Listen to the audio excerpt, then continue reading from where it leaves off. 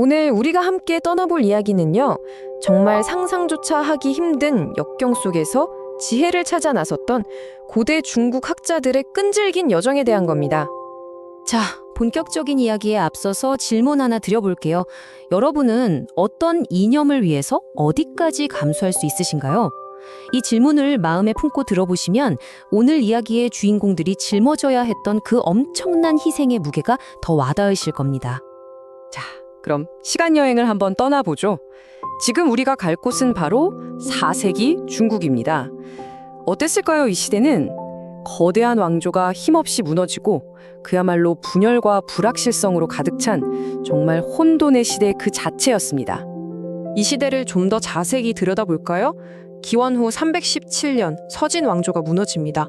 그러자 남쪽에는 동진이 세워지고 북쪽에서는 온갖 왕조들이 서로 내가 왕이라며 나타났다가 사라지기를 반복해요.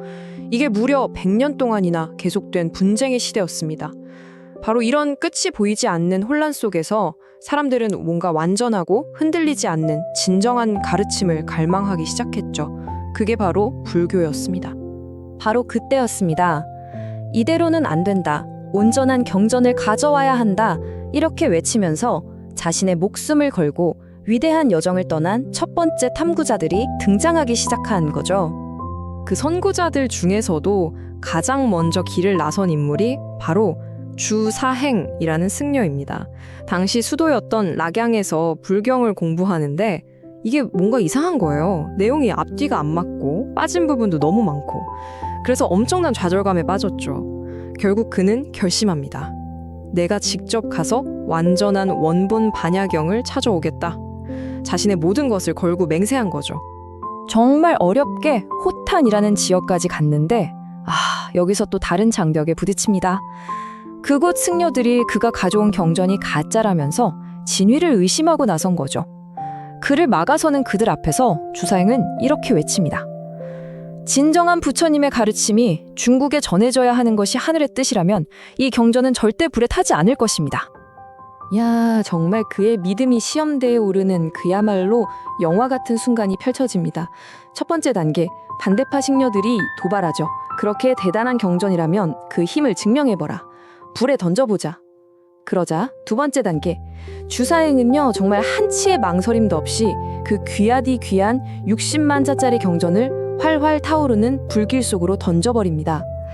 그리고 세 번째, 정말 믿을 수 없는 기적이 일어납니다. 불길이 다 꺼지고 나니까 경전이 글자 하나 타지 않고 멀쩡하게 그 자리에 있었던 거예요. 이걸 본 사람들은 모두 입을 다물었고 덕분에 이 경전은 무사히 중국으로 보내질 수 있었습니다. 자, 주사행의 이야기도 정말 대단했죠? 하지만 이제부터가 진짜입니다. 거의 탐구의 끝판왕이라고 할 수 있는 인물, 바로 승려 법편의 이야기로 넘어가 보겠습니다. 그의 여정은요, 그 자체가 하나의 전설이 되었습니다. 네, 바로 15년입니다. 이게 바로 법편이 인도로 가서 경전을 구해 다시 돌아오기까지 걸린 시간입니다. 와, 정말 상상도 안 가는 세월이죠? 15년이라는 끔찍하게 긴 시간이었습니다. 그 15년의 여정이 어땠을까요? 정말 상상을 초월합니다. 기록에 따르면요, 하늘에는 새 한 마리 없고 땅에는 짐승 한 마리 없다는 그 죽음의 타클라막한 사막을 건넜다고 해요. 심지어 길을 잃지 않으려고 먼저 죽은 사람들의 뼈를 이정표 삼아서 나아갔다고 합니다. 파미르 구원에서는 독한 바람을 내뿜는 악룡이 나타났다고도 하고 수백 미터 높이의 아찔한 절벽에 겨우 난 길을 지나가고 바위에 위태롭게 걸쳐진 사다리 다리를 700개 이상 건너야만 했습니다.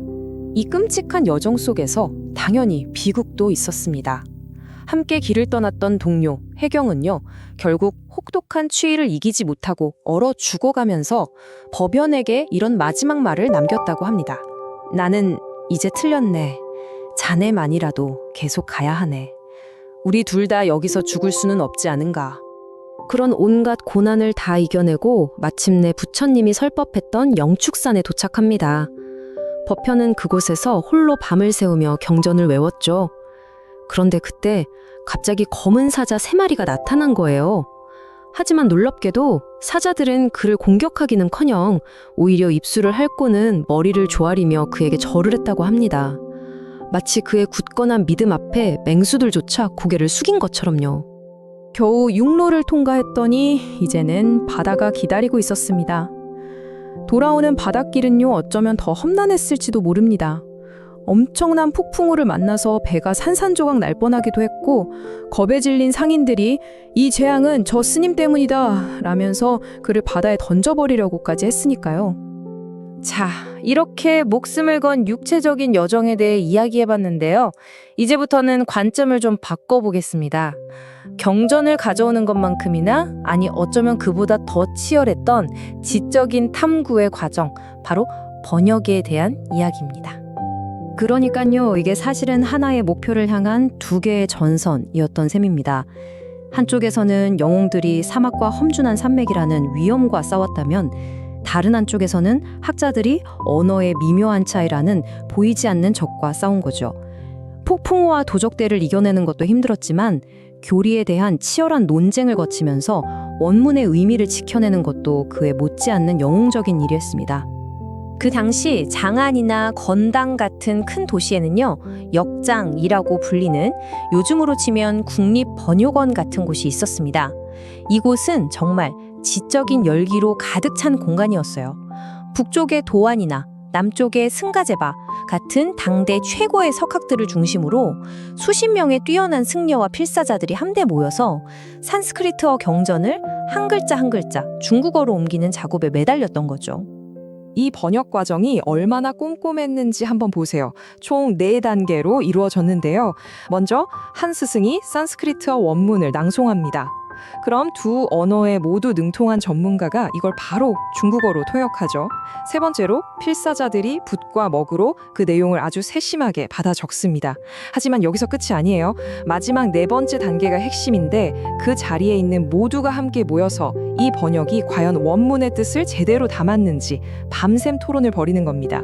모든 경전이 다 이런 엄청난 협업과 검증을 거쳐서 탄생한 거예요. 자, 그렇다면 이 기념비적인 노력의 결과는 과연 어땠을까요? 그들이 먹과 붓으로 쌓아 올린 위대한 유산을 한번 살펴보겠습니다. 이 표를 보시면 그 규모가 어느 정도였는지 감이 오실 겁니다. 나라가 남북으로 갈라져 있던 그 혼란스러운 와중에도요, 남쪽의 동진에서는 16명의 번역가들이 무려 168종의 경전을 번역해냈고, 북쪽의 전진에서도 6명이 15종을 번역했습니다. 정말 이 헌신적인 학자들이 아니었다면 불가능했을 결과물이죠. 그리고 이걸 책의 권수로 환산해 보면요, 그 양이 더 확실하게 와닿습니다. 동진에서 468권, 전진에서 197권. 이 막대 그래프가 그들이 얼마나 방대한 지혜의 숲을 읽어냈는지를 한눈에 보여주고 있는 거죠. 이야기를 마무리하기 전에 정말 놀라운 기적 같은 일화 하나만 더 소개해 드릴게요. 그 법현이 번역했던 경전의 사본 하나가요, 건강이라는 도시의 한 주택에서 일어난 큰 불 속에서 살아남았습니다. 집은 완전히 잿더미가 됐는데 그 경전만큼은 그 흐름 하나 없이 멀쩡하게 발견된 거죠. 마치 우리 이야기의 시작이었던 주사행의 경전처럼 불길 속에서 다시 한번 그 가치를 증명해 보인 셈입니다. 오늘 이야기를 모두 마치면서 마지막으로 이런 질문을 던져보고 싶습니다. 지금 우리가 당연하게 누리고 있는 인류의 위대한 사상이나 지식들 중에서 과연 얼마나 많은 것들이 이들처럼 누군가가 끝까지 포기하지 않았기 때문에 겨우 살아남을 수 있었던 걸까요? 이들의 특별한 여정은 시대를 추월하는 인내라는 가치의 힘에 대해 우리에게 다시 한번 깊은 울림을 줍니다.